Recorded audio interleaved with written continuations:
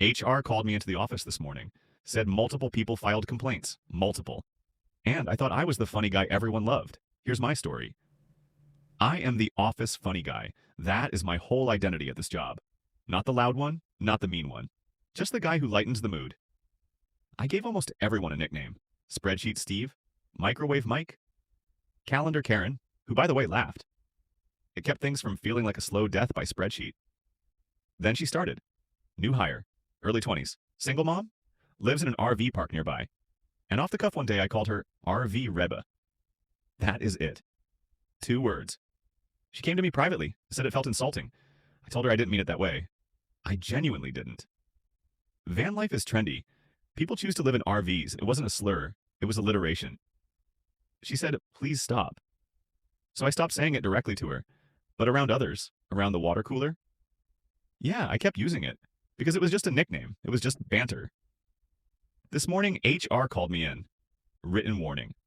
Harassment. I sat there completely frozen. Harassment for wordplay. Then they said it wasn't just one complaint. Multiple people had reported me. Multiple. That word hit me like a truck. I walked out of that office and I felt sick because I did not walk in there as the funny guy. I walked out as the guy people are afraid of. I spotted her getting coffee with a few coworkers. I asked who reported me. She said she didn't know. Then she said, I'm glad HR stepped in. You weren't listening when I asked you to stop. Those words just hung in the air. You weren't listening. And here is the thing that is breaking me right now.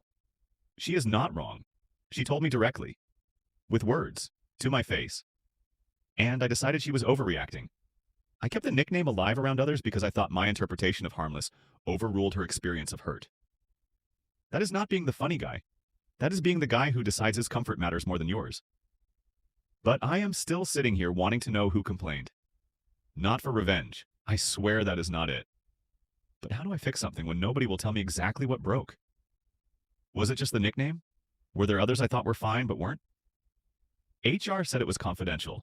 Said it was about maintaining safety. Safety from me. Now I have 2 options burning a hole in my chest. Option A, I push HR.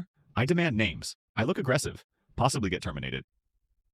Option B, I let it go. I retire every nickname. I rebuild who I am at this job from scratch. A part of me feels wronged. Another part of me keeps replaying her face when she first told me it bothered her. And I brushed her off. That is the part I cannot shake.